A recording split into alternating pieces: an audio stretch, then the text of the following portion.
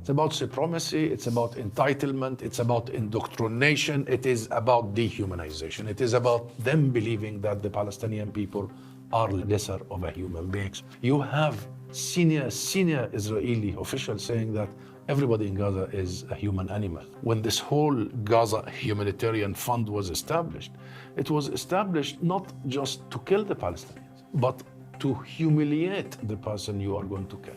The whole idea is crushing your spirit, driving you all the way, miles, while you are starved, almost a skeleton. Walking all the way, put you in a cattle-like corridor. You've seen the images, the world have seen the images. And then the moment you get there, they spray you with bullets. You've seen the accounts in Haaretz where soldiers admitted, Israeli soldiers admitted to Israeli newspapers that they have had orders to shoot, to kill at the starving people. You've seen even accounts of international media, the Associated Press, of the American mercenaries who are war criminals, and we will hold them accountable. Every one of them, the American mercenaries, who have also told the international media they have orders to kill. One of them said that another mercenary was standing by him and he saw him shooting at a crowd of elderly women, children, because that crowd was moving slower than they should be. Hello and welcome. And today we're joined by His Excellency Husam Zomlot, the Palestinian Ambassador. Thank you very much for coming, Ambassador. I just wondered if I could begin by asking you, we're now some 20 months in to this terrible conflict, war, terrible attack on civilians that's gone on for almost 2 years now. And this genocide continues to unfold in real time.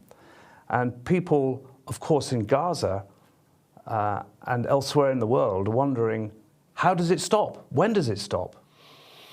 I think the one lesson we learn from the horrors of the Second World War is how do we prevent such carnage, such insanity, such evil that the human race is capable to inflict on one another, as the humanity witnessed during the horrible years of the Second World War and before.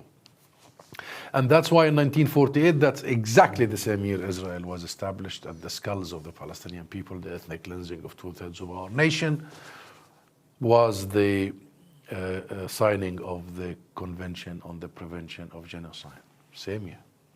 And the world vowed to prevent such mass murder, mass destruction, mass starvation. And the world has failed. The world has failed the people in Palestine, our people in Gaza, and in the West Bank, by the way. But it also, the world has failed itself completely and utterly. We know that in such situations, the world should have immediately intervened. Number one, to prevent it, not just to stop it. But having failed to prevent it, they should have stopped it long ago, especially that this is the first ever live-streamed genocide. Particularly when the world conscience have been dented by the daily images of children, women, elderly men, people, schools, hospitals, medics, journalists. A very well-designed act and campaign of annihilation, extermination. So this will have serious ramification on all of us. And then the people know what the world should have been doing. Number one, in such situation, the world is obliged to send actually armies to prevent and to protect civilians, as they did in the Balkans. But if you fail to do so, if you don't get a Security Council resolution to actually go and protect people from such evil, at least you stop being complicit. The least. You don't help, aid genocide. And that has to go through a full arms embargo, complete from day one. Sanctions, sanctioning all the political and military officials responsible for this mass murder campaign. Thirdly, accountability. The world should have been up in arms to make sure that war criminals are behind bars immediately and not to wait until they actually finish off the job. But if the UN security fails, as it has, then surely it should go to the UN General Assembly. Yes. Uniting for Peace. You'll know that during the Korean War, the United Nations did dispatch the military. You'll know that during apartheid South Africa, the General Assembly, Uniting for Peace, called for economic and military sanctions. What is holding the General Assembly up now from doing just that? The General Assembly has taken many of such resolutions, by the way. And Uniting for Peace has convened many times for Palestine. The ICJ has just declared last year that Israel's presence, all of its presence in the occupied territory, is unlawful and must cease immediately.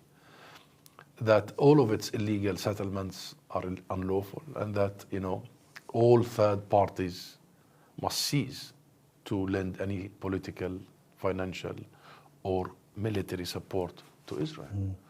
The problem is not in the General Assembly. The problem is not in the international law. The problem is in the specific countries, the so-called allies of Israel.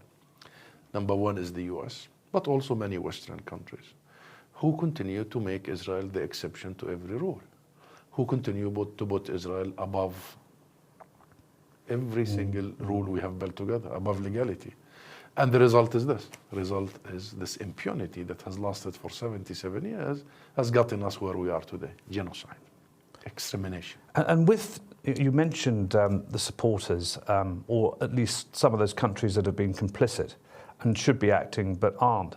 But amongst Netanyahu's diminishing band of supporters out there, there's always been this claim that if the hostages are released, that's it, it's all over.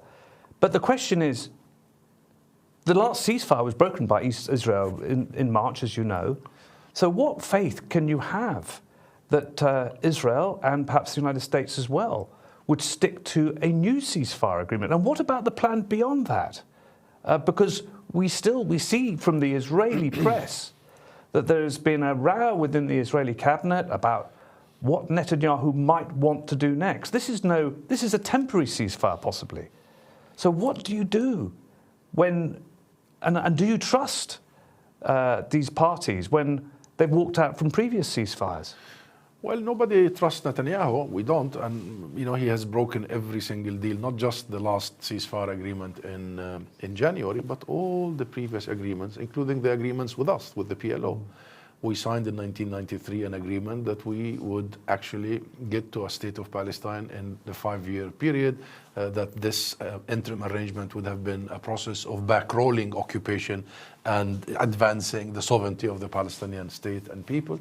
And Netanyahu, single-handedly is responsible of derailing this whole process, breaking the promises, breaching all the agreements, and the result is complete devastation of all the provisions of the Oslo Accord. So this is chronic. This is rather a pattern of Netanyahu, who could be credited by actually devastating any possibility of any political horizon. Will he do it again? I think yes, he is. That's why we must tackle the root cause of all this, and we must tackle the idea of and the situation of impunity, either for Netanyahu or for any other Israeli leader, because it's not just about Netanyahu. Yes. When you see opinion polls coming from Israel, when you see the entire political class in Israel ganging up in that way, as it did in the last 20-odd months, you know that you need to really focus on the entirety of the situation in Israel, and this requires serious pressure.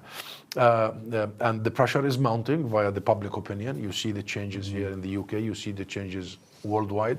We need to translate that public opinion change into concrete actions by the various governments to make sure that Israel complies with international law. Well, you mentioned international law. Israel clearly has not been complying with it. And in fact, the UN Charter, the Geneva Conventions, international humanitarian law, many have said that this has been completely shattered, really, by the actions of Israel. And I just wanted to move on briefly, if I could, to the human cost of all of this, because we have reported in the West, on our media, the reports are usually refer to the Hamas-run health authority, who say that over 55,000 Palestinians have been killed. Well, last week, and you'll know this, Haaretz, an Israeli paper, is reporting it believes that 100,000 Palestinians may have been killed in Gaza.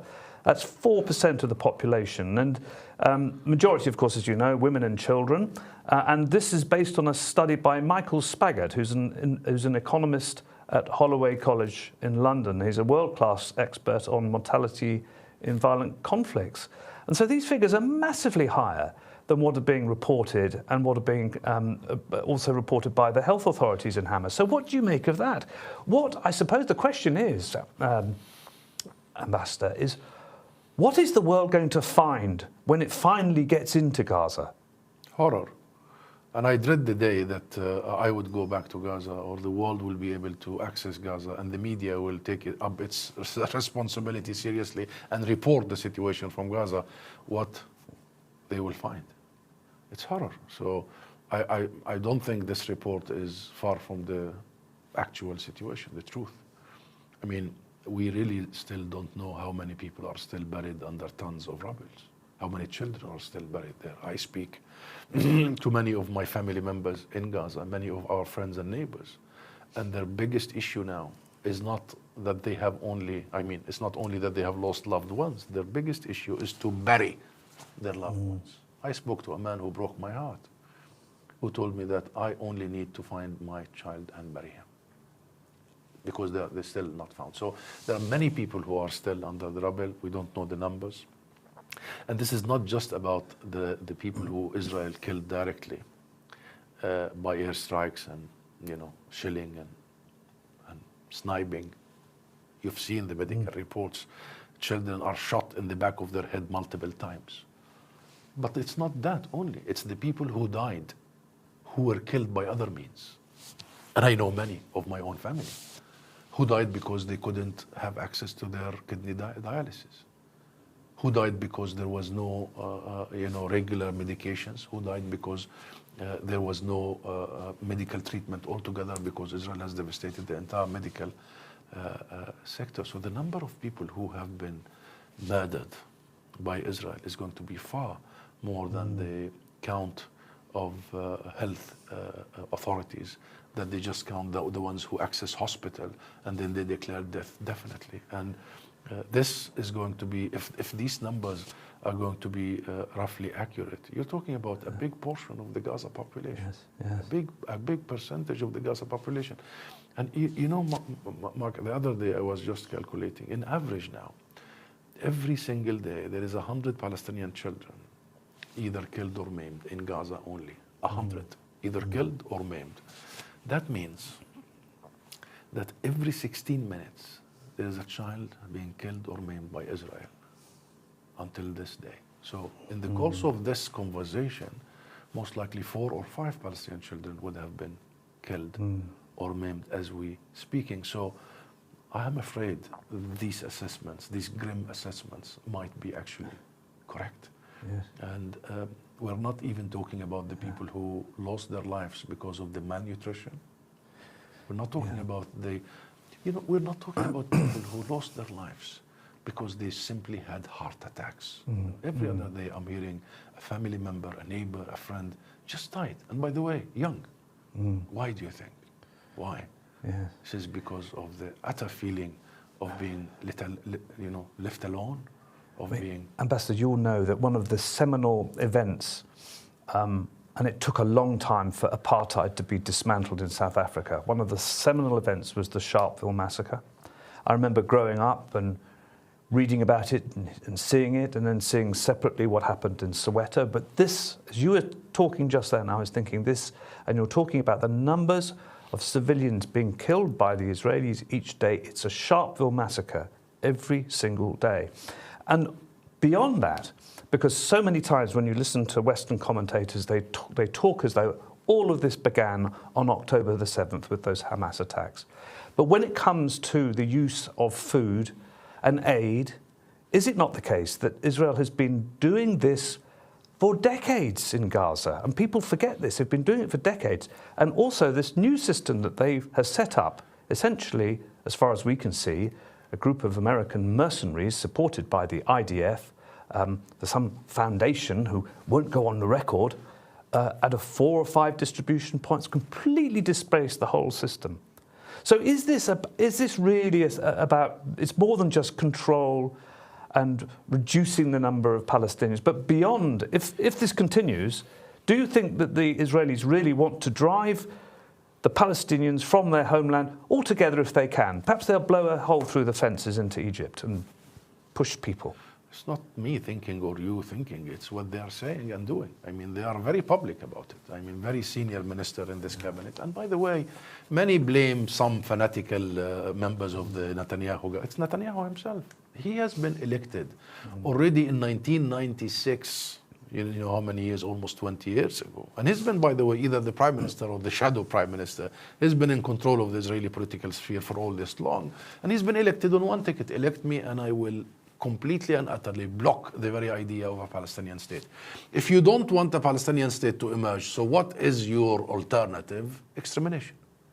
You either do it slowly via the settlements and the theft of land and the slow murder of people, as in the West Bank before the October 7th. It was the deadliest year for Palestinian children in the West Bank, according to international reports.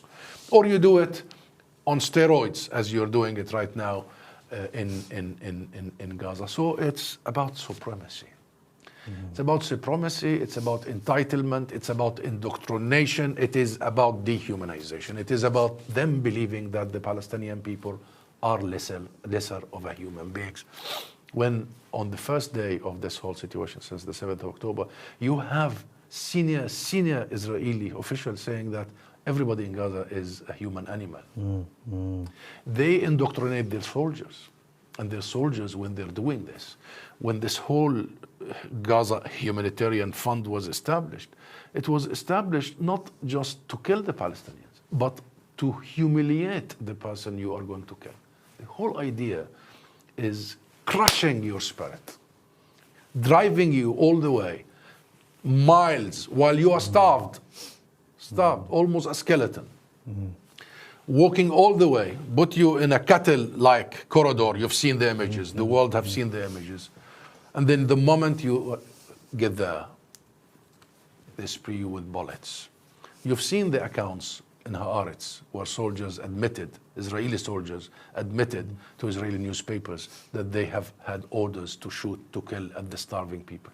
You've seen even accounts of international media, the Associated Press, of the American mercenaries who are war criminals, and we will hold them accountable. Every one of them, the American mercenaries, who have also told the international media they have orders to kill. One of them said that another mercenary was standing by him and he saw him shooting at a crowd of elderly women, children, because that crowd was moving slower than they should be.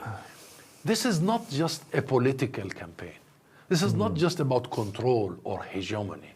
This is deep hatred, evil, considering the entire people of Palestine to be unhuman and must be exterminated. And before they are exterminated, they must be blockaded, they must suffer and suffer. You know that saddest way of making your victim suffer the longest before you take his life, or her life.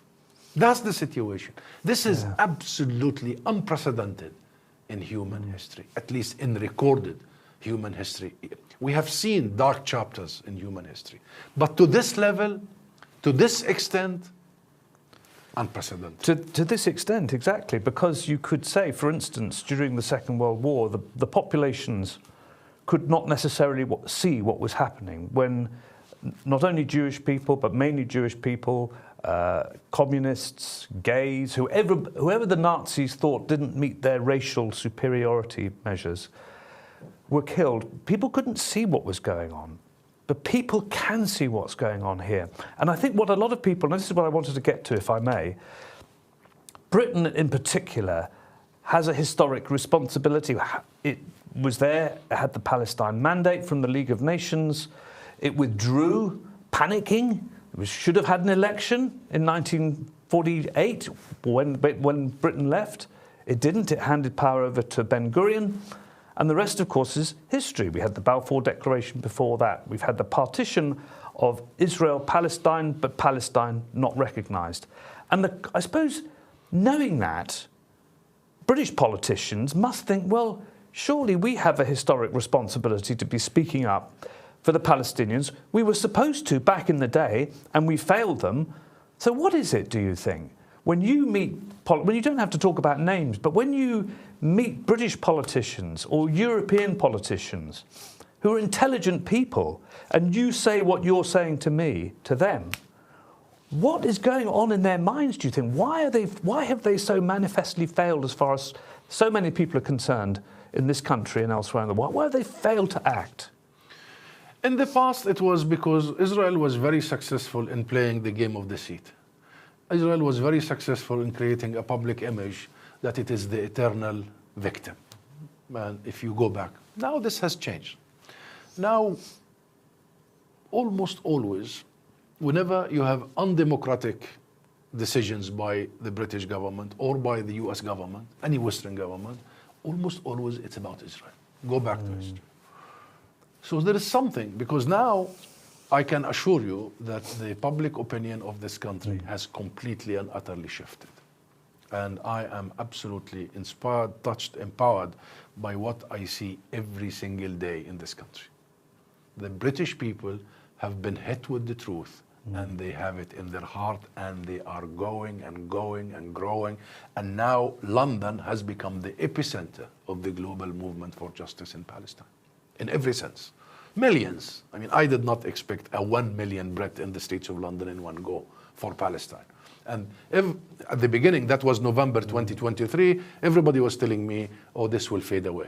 Remember, people will get tired, they will get fatigued, the scenes will be normalized, people will become numb. Nothing could be further from the truth.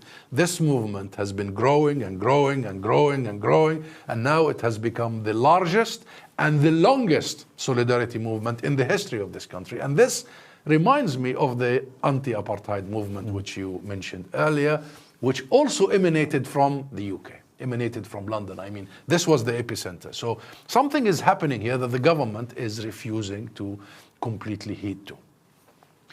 They have taken some steps under the huge mounting pressure of the public and the parliament. I have to say, you see in the parliament, whenever there is a question time, almost 100% of it is on Gaza, on Palestine, calling for a ceasefire, calling for sanctions, calling for the immediate recognition of the state of Palestine. So there is such support in the parliament, and there is such support even within the various political parties. The issue gets stuck at the highest level of decision-making process. Here comes the UK-Israel relationship, which is a relationship that needs to be unpacked.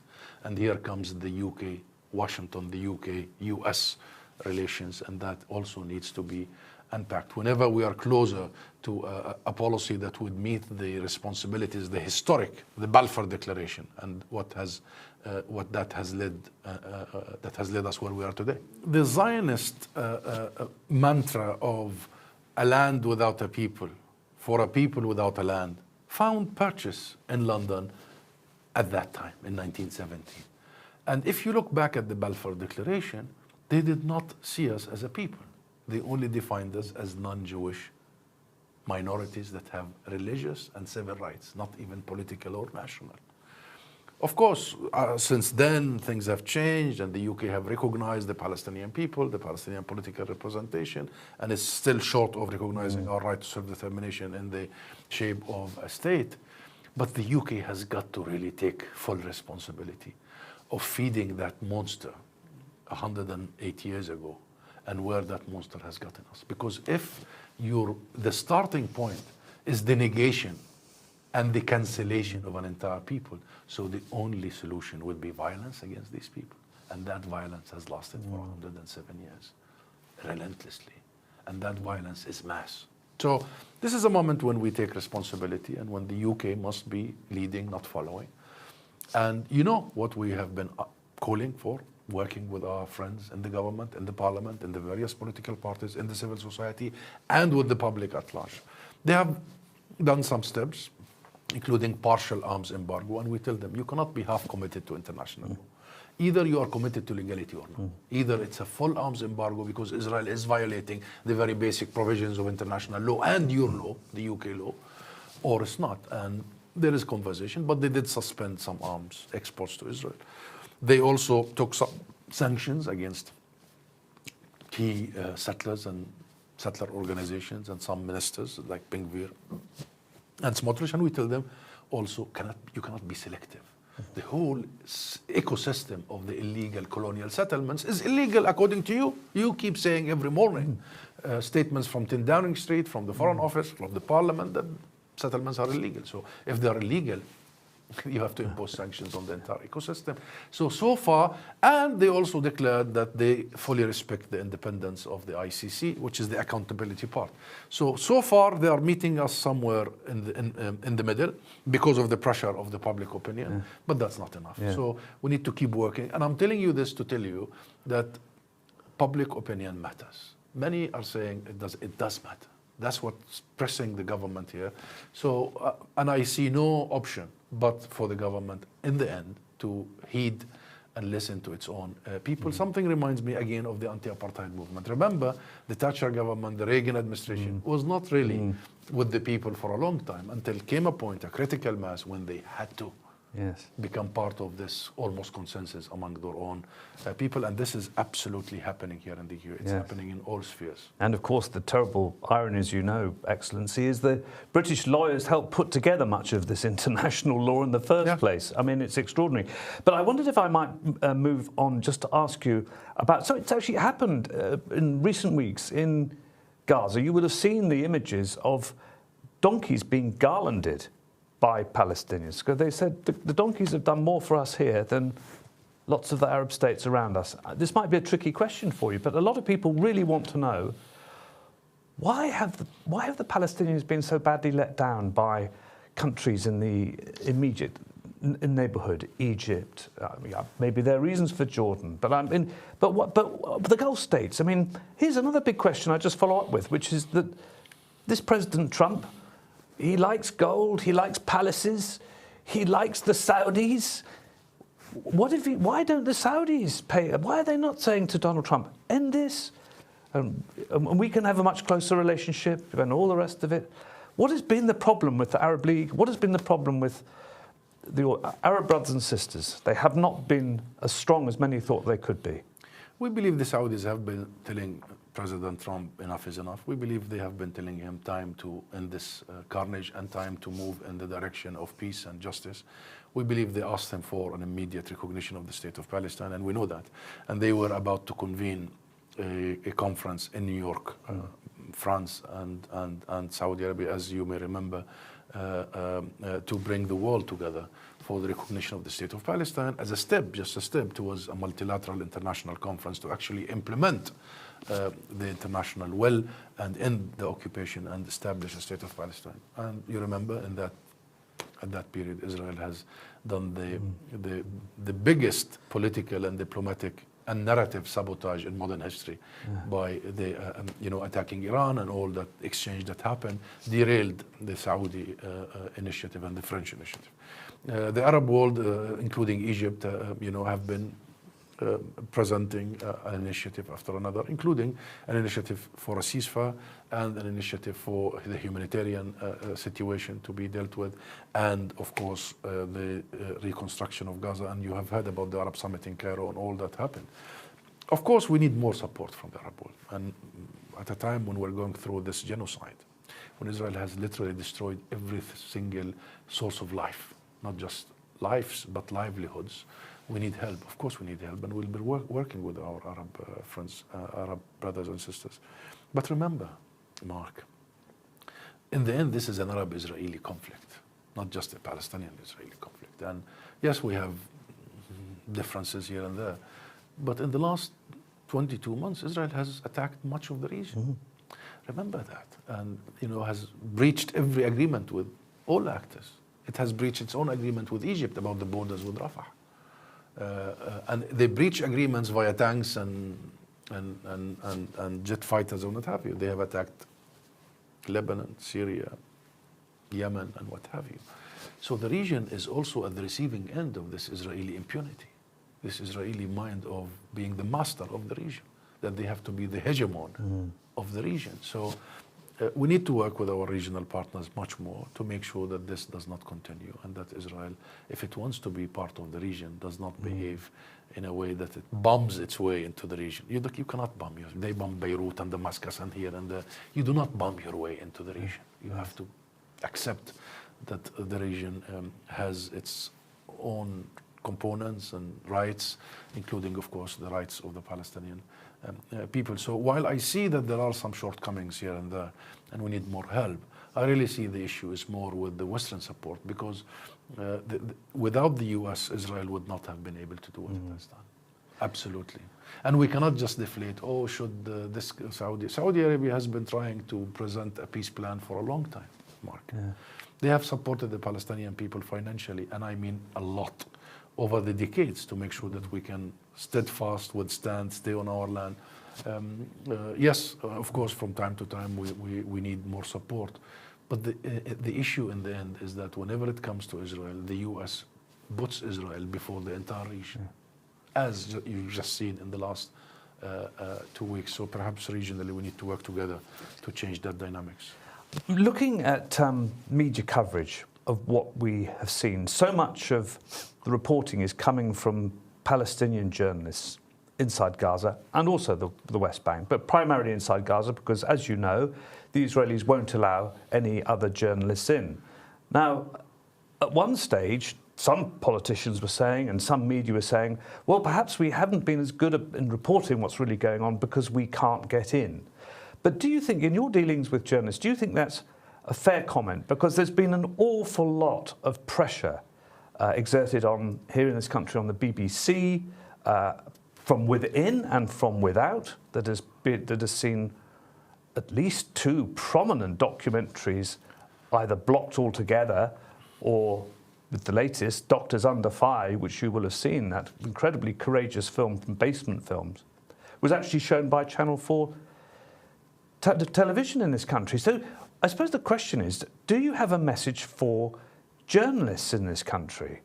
And do you think they need to be a lot bolder and more challenging and, well, take things upon themselves to say, this isn't good enough? I mean, some journalists, to be fair, at the BBC have done that. They've written to the Director General, 100 or so.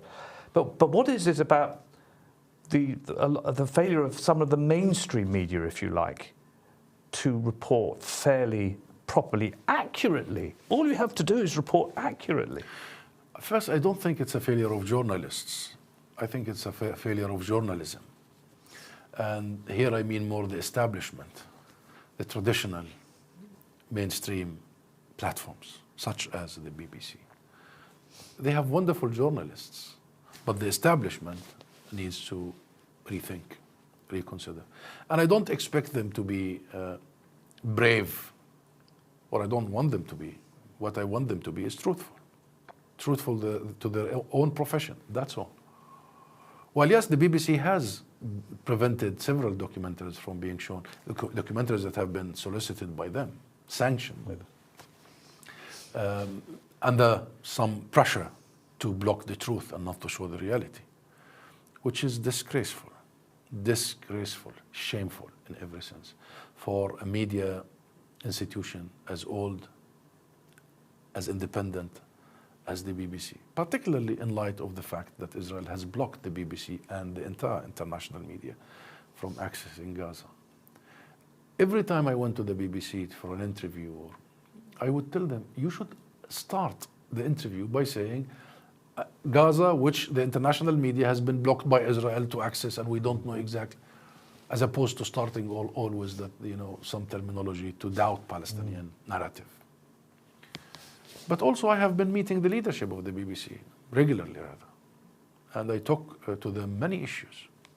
At the beginning of this, in October 2023, I met all the editors, including the chief and the director, the CEO, and everyone. And throughout, up until very recently, the chairman, about serious issues, very serious issues. And we have exchanged with them a lot of these serious issues on the basis of professionalism. We only want these platforms, these media outlets to be professional. That's all. And professional means convey the truth, convey the truth. When you have such a powerful documentary by a group of Palestinian children, don't pull the card of neutrality in my face. I've just got a couple more questions, if I may, because we're probably beginning to run out of time. But I wanted to just come back to you on this issue of the media, because we interviewed here at Palestine DeepDive Kenneth Stern, who is the author of the IHRA definition of anti-Semitism. And I remember him saying to us, and this was maybe a couple of years ago, as I said, I'm very concerned that this could be used to prevent criticism of Israel. Now, I think all of that has been proven, that the allegation of anti-Semitism, which is a very, very serious claim to make, has had arguably a cooling effect on journalism. People are afraid that they're going to be accused of being anti-Semitic if they are critical of Israel or if they're critical of extreme Zionist settler ideology, and if they make this comparison between that and apartheid and say it's racist. So what do you say to people out there who say, because frequently we hear from the Israeli government this language, it's a blood libel, it's anti-Semitism, and this frightens people. People don't like anti-Semitism, they don't like racism. So what would you say to people who get browbeaten and they say it's anti-Semitic to criticize Israel? Nobody likes to be called racist, of course. But people are increasingly realizing that the conflation between anti-Semitism, which is vile and must be uprooted, and between criticism of Israel and criticism of an Israeli government that is genocidal in every intent and in every practice, is very legitimate. That generalization on anybody who criticizes Israel is no longer as effective as it used to be. They really managed to muddy the water over the years. They really managed to conflate all these things. They managed to confuse people that if you criticize an Israeli government, you are anti-Semite. I don't think it's working anymore. They have used it, they have used one muscle too many. And now it's not as effective. I think people realize that it is their right and it is their duty and our duty and obligation to actually criticize the genocidal acts of a state, of a government that is a member of the international system. And not only it is a right, it is again an obligation. So they realize that. And for the cause of fighting anti-Semitism, this does not help. It doesn't help. We must completely and utterly separate between those who hate any people for the sake of them being Muslims, Jews, Islamophobia also is there. And we must all, as Muslims and Jewish and Jews and Christians, we must all fight this because all of us are victims of this. But we must draw such an ironclad, complete separation between that, the hate for identity and religion and color and creed, and because how tall you are or how short you are, we must fight that, and between the policies of a state. And I think that separation is happening, that distinction is happening, and it's happening as a mass scale. That threat, that intimidation over the heads of people is less now. People realize, don't enough. Yeah. And I meet many of them. Don't pull that card. It's not going to work. It's not going to work.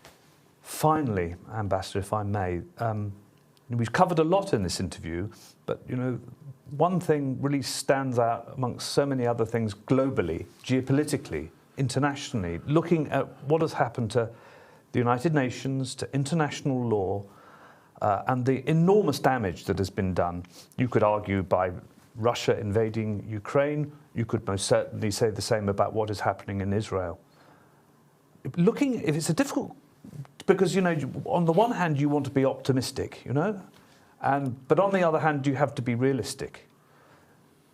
But looking at the enormous damage that's been done to the international architecture by Israel in particular, what hope do you have of reaching some kind of solution which could possibly lead to maybe a secular one state, or maybe the two states, whatever it is that people will settle on?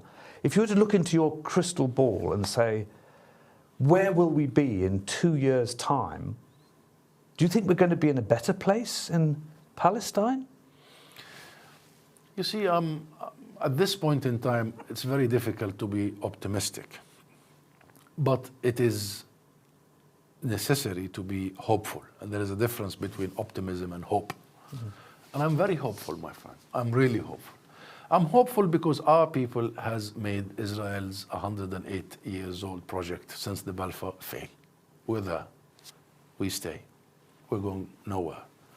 And despite the horrors, the evil, the Palestinian people are on their land and raising their children a generation after a generation for the attachment of their land, their homeland, their culture, our heritage. And you know, we are a very rooted society. I mean, one of the most ancient civilizations. I mean, we pride ourselves to be the crossroad of civilizations, the hub between East and West, the birthplace of Christianity, most sacred place to Muslims and Jews. But this is Palestine. Jerusalem is our land. And I think the first source of hope is this sumud, steadfastness of our people, belief in their heart that in the end justice will be served. The second hope is this unprecedented human solidarity with their fellow Palestinians. I mean, it's serious. Listen, this is serious. When I read even in the US polls, now you have more than half of the American people see Israel in the most unfavorable, generally, all Americans. Among the Democrats, two-thirds, almost two-thirds, see Israel as a very unfavorable. This is the complete, you know, what's the flipping it upside down? Yeah. Reversion of the whole picture in this period. People no longer, there is no ability of the mainstream media to censor, government to censor. Number one, our children were able to document their own execution via their parents' mobile phones. This is the first time. First time people have been able to document their own annihilation. And then, you know, sending it, conveying it to the world. And the world was able to receive this. Of course, one day after another, 1 week after another, on your mobile screens. But this has created a situation where people not only realize what is happening, no. People are mobilized. They are mobilized to change this reality with us and to walk with us the last mile. This is another big source of hope. A third source of hope is in the very end, the Israeli people will come to the fact that they cannot just continue being the bully. They cannot just exist without a real political project that not only see themselves, but see the other. They don't see us in any future. They must realize, and I hope that all that carnage that they have caused, all the madness, all the suffering, will also come back for them to think again. And you know, after each such huge crisis, sometimes it is a reason why people rethink. And perhaps they will rethink all the way what Netanyahu has brought upon them for the last 20 years. You cannot just exist without any moral cover, any legal cover, any political cover, any human cover. You cannot exist just because you say, I am entitled. You cannot exist just because you say, I am superior. I'm the chosen. You cannot exist because you say, the Bible said so. You cannot exist because you say, I can kill with impunity. You can only exist if you have a political vision and a moral vision that will allow you to live and let live. And I hope with all the combination of things, the Israelis will realize at one point, A, they cannot exterminate the Palestinian people. B, they have to find a future based on achieving and fulfilling people's rights rather than undermining them and using only violence. The only option Israel has now, and for a long time, by the way, it's violence. They have no, think with me, there's nothing. The only thing they revert to, and this is their automatic sort of policy, violence and mass violence and more violence. And now it's genocide. that doesn't get you anywhere. It just gets you where you are today at the ICC. And we will pursue every war criminal. We will. If I want to spend the rest of my life marking anything, it will be in the accountability. Nothing will make me be more motivated than seeing every single person who pulled the trigger, who conspired, who is complicit with the murder of my people, will meet justice and will be served with justice. And the victims will receive justice. And the next war criminals will be deterred. So I am hopeful that all this will happen. It's slow. The wheels of justice is sometimes spin in a slower than what we want. You know that saying, the arc of history is long, but it bends towards justice? That's Martin Luther King, by the way. I think in our case it's very correct. The arc is so long of history. We've been oppressed, suppressed, ethnically cleansed. Apartheid is being imposed on us for decades. Our land is being taken on a regular basis. Our children is being grounded without trial or charge. This is one of the longest human suffering in modern history. How long it is definitely bending and bending and bending towards justice. Well, thank you very much indeed, Ambassador, and also for that message for hope. And thank you also to all of you at home for joining us. And please join us again next time. Thank you very much.